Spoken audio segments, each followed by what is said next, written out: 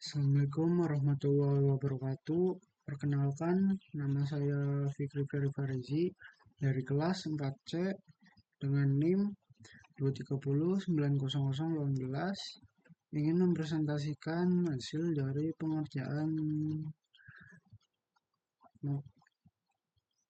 UTS saya dari mata kuliah data mining. Nah, di sini soal A, tax feature engineering, dan di A1-nya itu diberikan dataset mini. Nah, di data ke-1 itu ini, data 2, data 3. Nah, yang di 1A demonstrasikan cara perhitungan manual bow di spreadsheet. Kita ke spreadsheetnya. Nah, di sini ada 3 data ya. Nah, ini cara perhitungan bow-nya. Ini rumusnya itu mengambil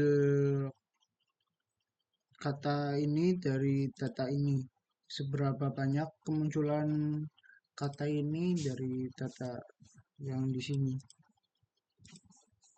Nah, dari kata ini, diambil dari data ini itu muncul sebanyak 1 kali. Dan di dokumen 2 itu muncul sebanyak 2 kali. Data kata ini muncul di data ini sebanyak 2 kali. Dan di dokumen 3 itu 1 kali. Nah, yang di sains muncul 1 kali, dokumen 1, di dokumen 2 muncul 1 kali, dokumen 3 nggak ada. Ini sama semua rumusnya. Jadi ini ambil kata ini, menghitung berapa banyak kemunculan di data ini.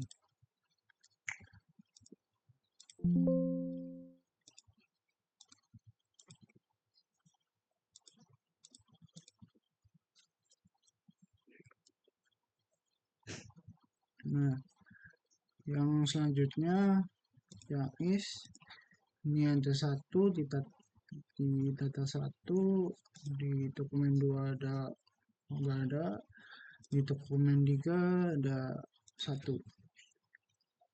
Nah, yang fun dokumen 1 ada 1, yang dokumen 2 nggak ada, dokumen 3 nggak ada.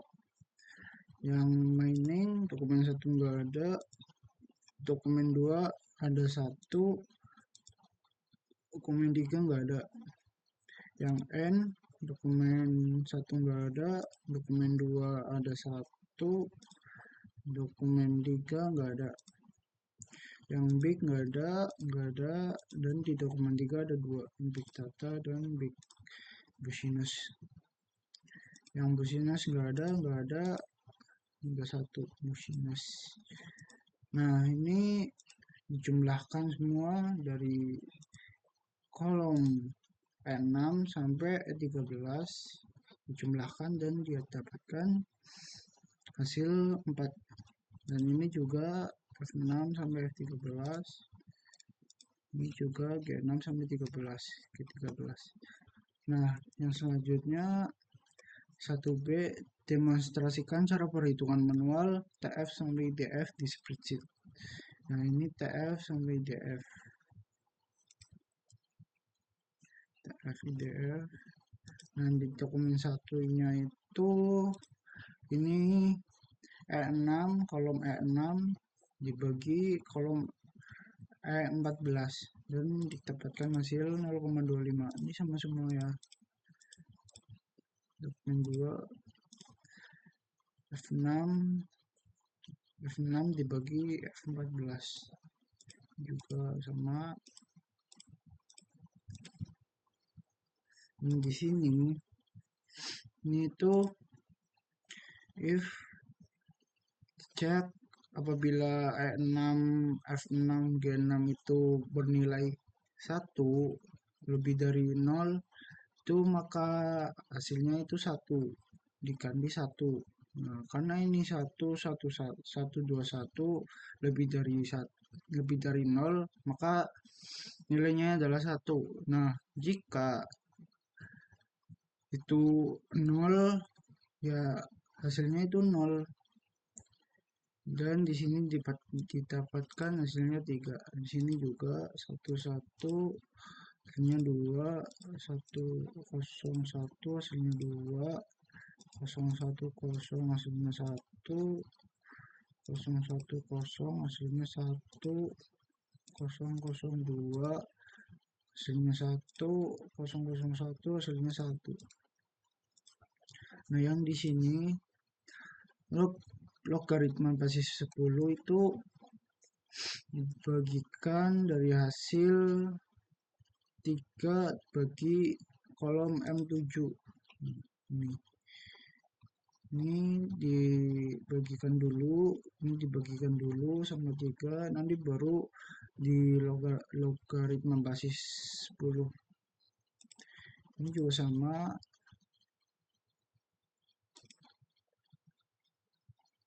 Ini juga sama. Ini sama.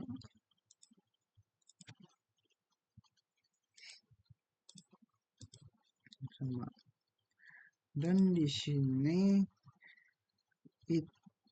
kolom I7 dikali P7.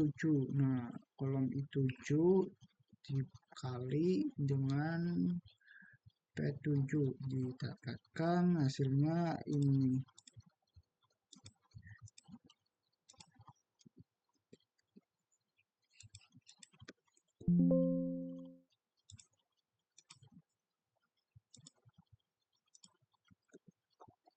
Nah, dapatkan hasilnya ini.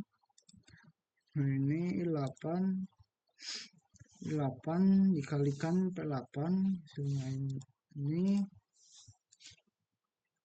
9 dikali P9, hasilnya ini, dan ini sama semua.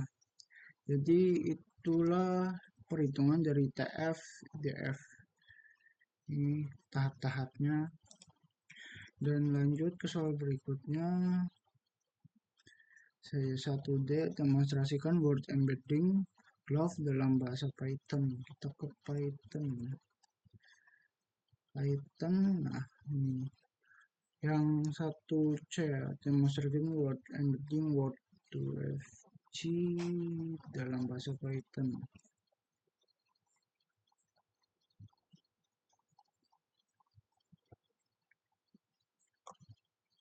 Nah, ini yang demonstrasikan word embedding word to FG dalam bahasa Python. Nah, kita awalnya install NumPy versi 1243 sih. Nah, ini kita import LTK. Ini gunanya buat menokenisasi, dan ini untuk menghindari error pada tokenisasi. Ini port library pandas untuk membaca datanya, dan ini proses untuk menokenisasi. Nah, ini dari kolom tweet diambil dan ditokenisasi. Setelah udah ditokenisasi, nanti model word2fg dengan parameter yang sesuai. Set vektor 100 untuk output vektor angka dari kata yang dicari. Nah, ini model word2fg-nya, dan ini tes embeddingnya. Untuk kita contohnya pakai kata kuliah. Nah, ini hasil embeddingnya. Ini adalah representasi numerik dari kata kuliah dalam ruang vektor berdimensi 100. Vektor embeddingnya adalah representasi numerik dari kata kuliah dalam ruang vektor berdimensi 100. Setiap nilai dalam vektor tersebut menggambarkan karakteristik semantik dari kata kuliah yang dibentuk berdasarkan konteks kemunculannya dalam kumpulan teks. Misalnya kata ini memungkinkan mungkin memiliki faktor yang mirip dengan kata kampus atau perkuliahan karena sering muncul dalam situasi topik yang serupa. Nah, ini buat ngecek doang, buat ngecek udah di kolom tweet. Nah, di sini selanjutnya yang 1D, ini udah ada 1D. Ini import library. Nah, ini load data dulu untuk load data, dan ini load growth mode-nya dari Genshin. Nah, ini function untuk mengambil embedding dari suatu teks atau tweet, ya, dari tweet, dan ini menerapkan ke semua tweet embedding dengan application embedding. Nah, ini terus di print. Ini contoh mengambil tweet ke indeks kedua. Ini juga embedding indeks kedua. Jadi tweetnya itu indeks kedua itu vir, ya. Ini indeks 0, ini indeks 0, indeks 1, indeks 2. Selanjutnya embedding matrix, mengonversikan embedding ke array NumPy, dan reduksi dimensi ke 2D untuk visualisasi. Nah, ini visualisasinya.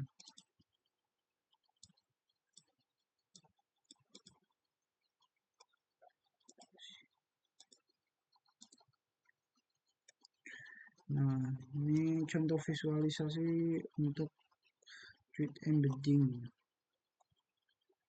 Nah, lanjut yang A1E, demonstrasikan word embedding fasttext dalam bahasa Python.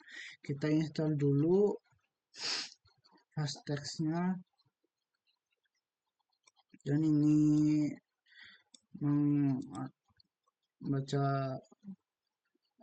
datanya, dan ini untuk mengambil kolom dari dataset. Ini buat nyimpen data teks ke dalam file untuk fasttext. Nah, model fasttext-nya kayak gini. Nah, ini kita coba vektorkan kata untuk kata tertentu, ya. Ini contohnya kata jelek. Ini coba ini untuk menyimpan ke format bin. Kita coba di print, hasilnya seperti ini. Nah, ini kata yang ya similar dengan kata jelek.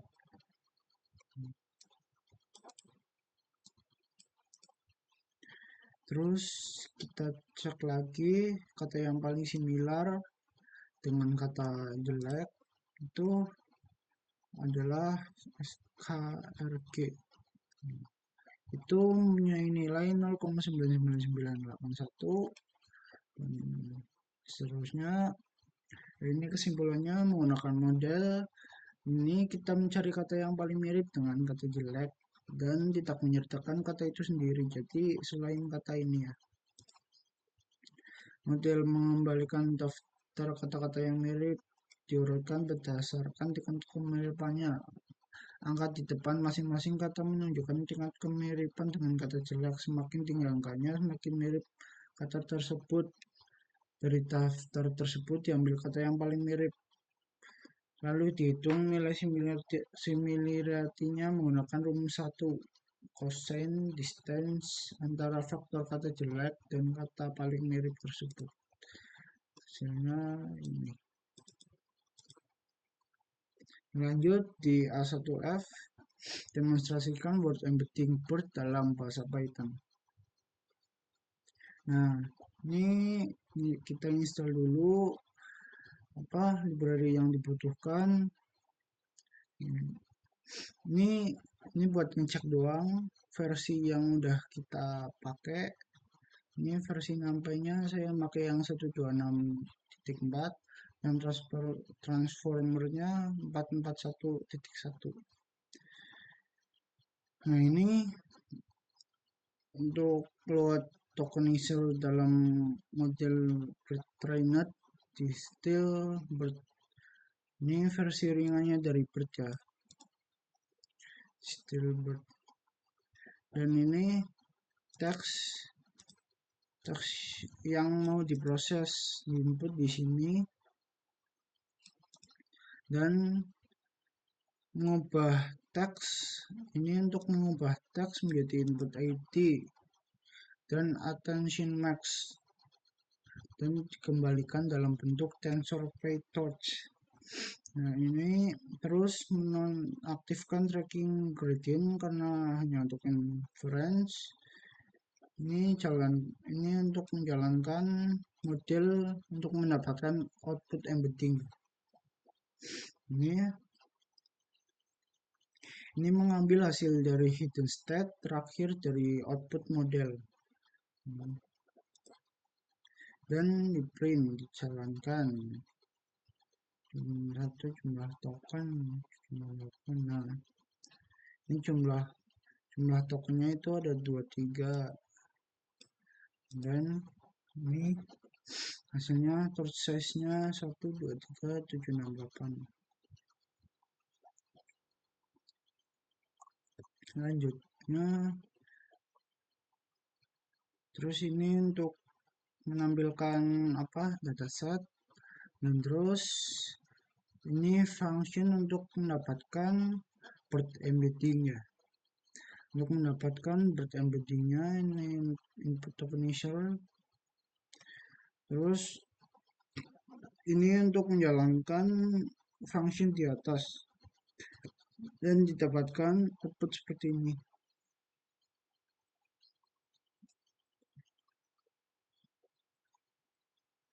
Nah, terus selanjutnya ke A2A.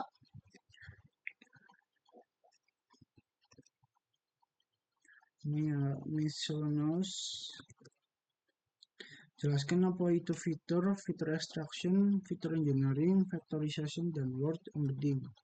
Nah, di sini fitur itu adalah ciri atau atribut yang mewakili data dalam bentuk variabel yang bisa digunakan untuk analisis pemodelan. Contohnya, kata-kata dalam dokumen sebagai fitur teks. Terus fitur extraction, proses mengubah data mentah menjadi fitur yang lebih informatif dan berguna, misalnya mengubah gambar menjadi representasi numerik seperti histogram warna.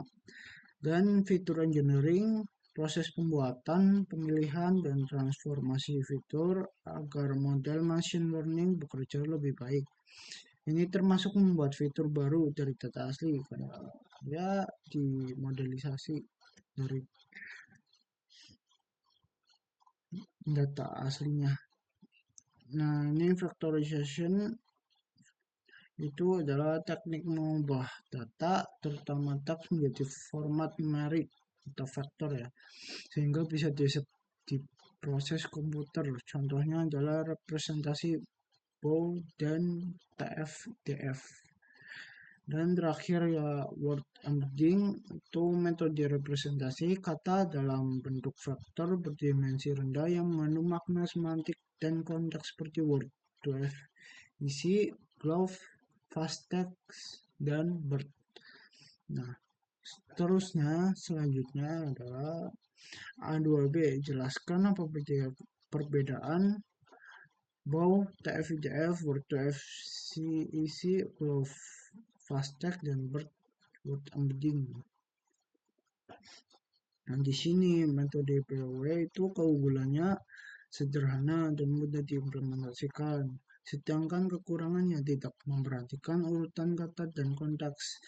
Nah, di TF-IDF mengurangi bobot kata umum sehingga lebih informatif. Kekurangannya masih tidak menangkap konteks kata dan hubungan antar kata. Di Word2Fg, keunggulannya menangkap makna kata dan hubungan semantik kata.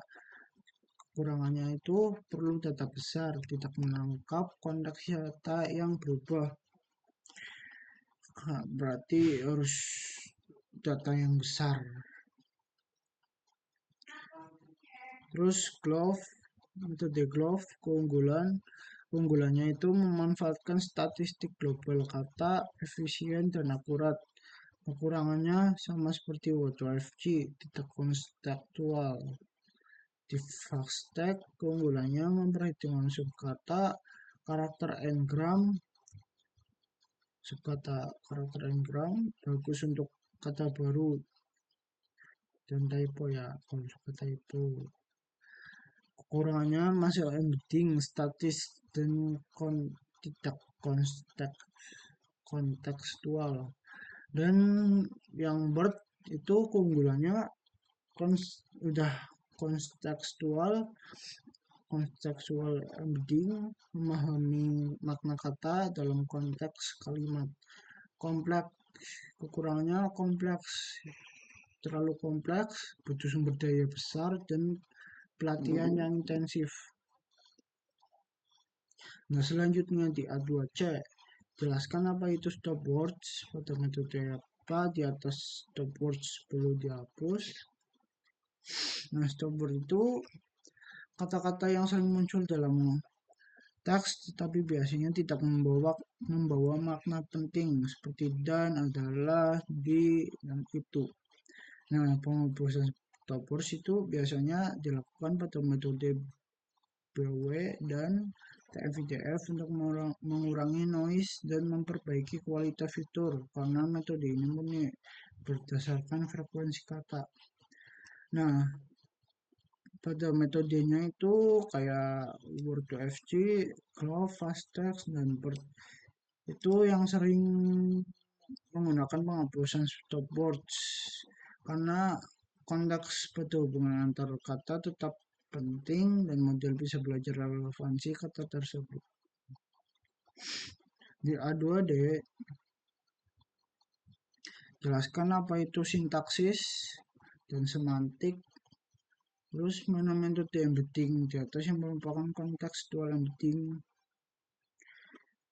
Sintaksis itu mengacu pada aturan tata bahasa dan struktur kalimat. Bagaimana kata disusun untuk membuat kalimat yang benar. Semantik, sedangkan semantik itu mengacu pada makna kata, kalimat, atau teks secara keseluruhan. Dan kontekstual embedding adalah embedding yang mempertimbangkan konteks kata dalam kalimat sehingga kata yang sama dapat memiliki representasi berbeda tergantung kalimatnya.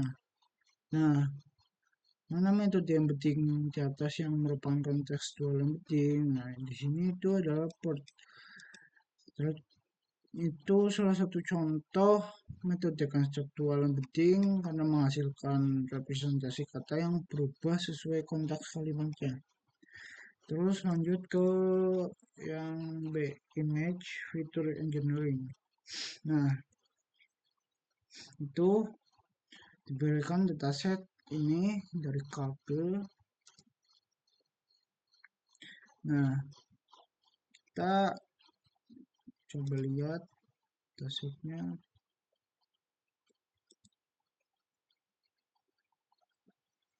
Nah, ini datasetnya. Kita bisa lihat image-nya. Ada kucing, ada anjing, ada snacks.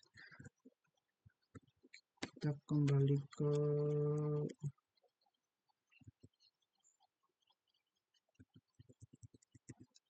sini di B1 feature extraction. Kita ngupload Google Colab ya, ini upload file JSON-nya ya, file JSON yang di-download dari Google-nya ini.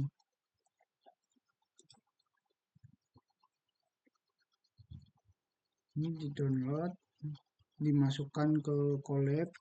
Terus ini untuk mengimport data biar langsung masuk, biar pakai kayak gini doang, langsung masuk ke Google Colab-nya karena pakai API.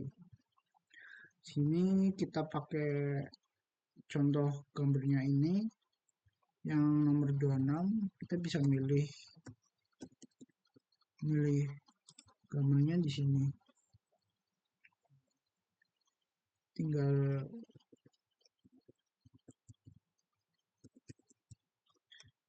di dataset animal cards,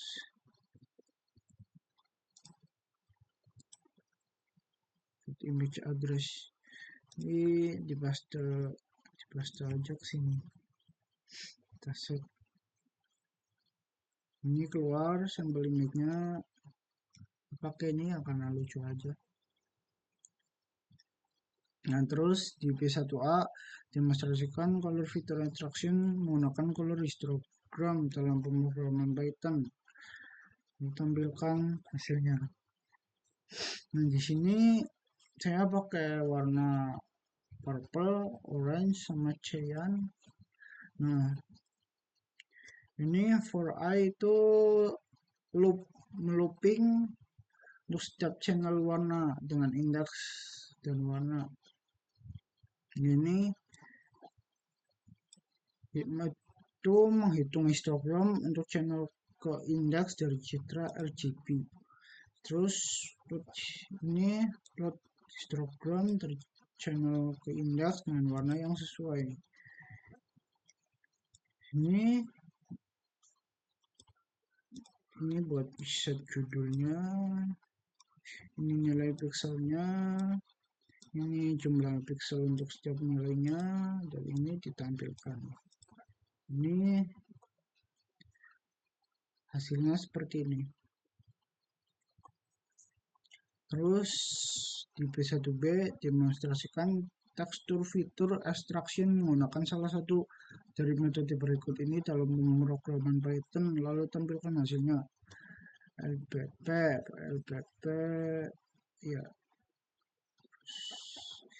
kita import fitur sama color pakai library schemage tuh. Ini tuh untuk mengekstraksi fitur dan mengonversi warna dari image-nya. Terus di konversi warnanya ke gray, karena kalau LBP itu hanya menerapkan pada citra hitam putih. Ini terus metode uniform menghasilkan pola LBP yang lebih stabil dan umum digunakan untuk klasifikasi tekstur.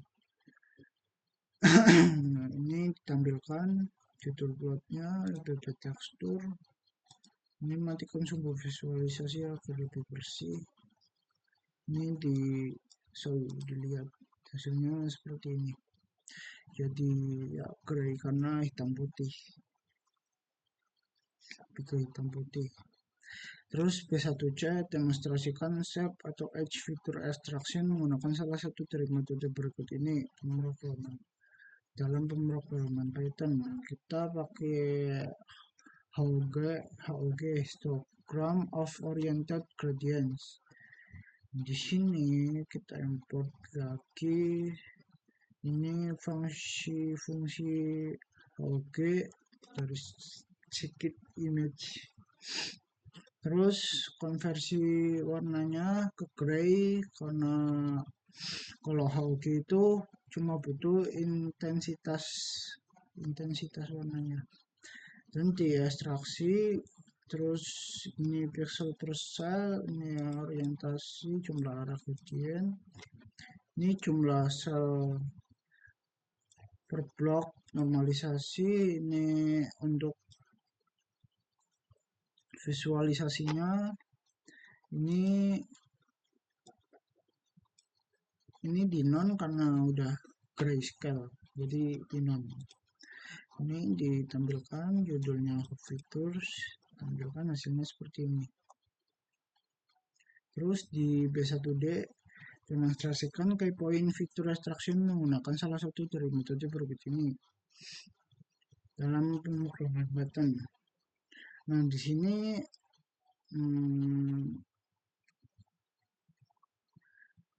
itu saya pakai brief fast sama brief untuk deteksi fitur. Itu di sini mendeteksi key point dan mengekstraksi deskriptor dari citra grayscale.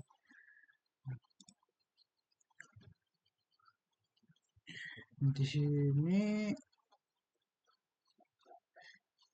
ini gambar key point-nya menggunakan yang terdeteksi di atas yang aslinya. Ini pakai yang aslinya dan ditampilkan dengan key point konversi barrier ke RGB agar warna tampil benar di matplotlib. Dan ini hasilnya. Seperti ini.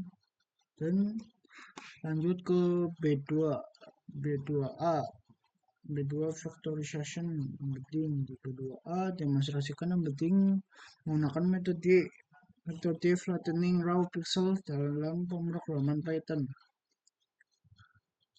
Flatten sama dengan image RGB flatten itu mengubah array 3D citra RGB menjadi 1D array, meratakan semua pixel dan channel jadi satu deret. Itu langsung di print ya, itu untuk ya ini menampilkan shape dari array hasil flatten. Ini jumlah pixelnya dikalikan 3, jadi ya hasilnya 196608. Terus selanjutnya di B2B demonstrasikan yang penting menggunakan salah satu dari metode berikut ini dalam pemrograman Python.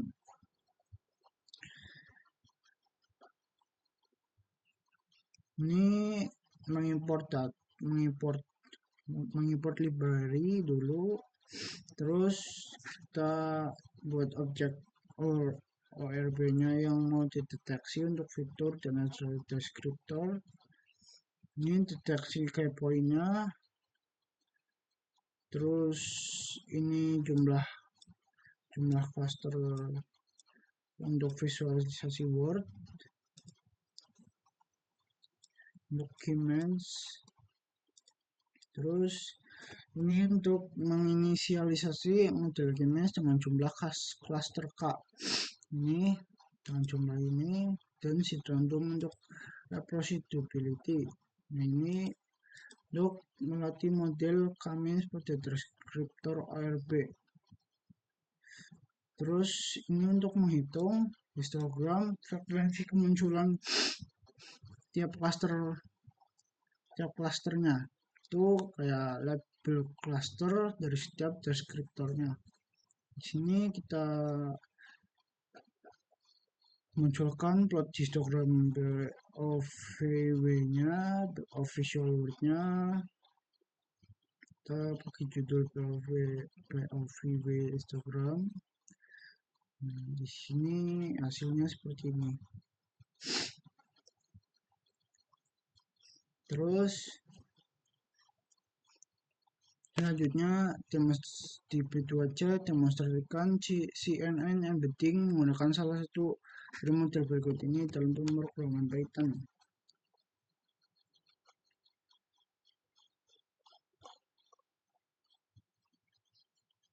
Nah, di sini kita import dulu library-nya. Kita pakainya mobilenet kayaknya. Ini mobilenet. Mobilenet image buat gambar dari pet dan ubah ukurannya menjadi 224 kali 224 sesuai input mobilnet. Nah, ini untuk mengonversi gambar ke array, ini menambahkan dimensi batch di depan, jadi ya, modelnya keras. Terus processing input sesuai mobilnet itu untuk menormalisasi dan scaling pixel. Ini lewat model mobilnetnya. Terus ini untuk mengekstraksi fitur CNN dari gambar inputnya. Dan ini untuk menampilkan bentuk setnya yang didapat. Biasanya 11280. Nah, ini dapat mobilnet CNN vector set 1,1280. Nah, sudah selesai di B2C. Sekian presentasi pengerjaan saya. Terima kasih. Wassalamualaikum warahmatullahi wabarakatuh.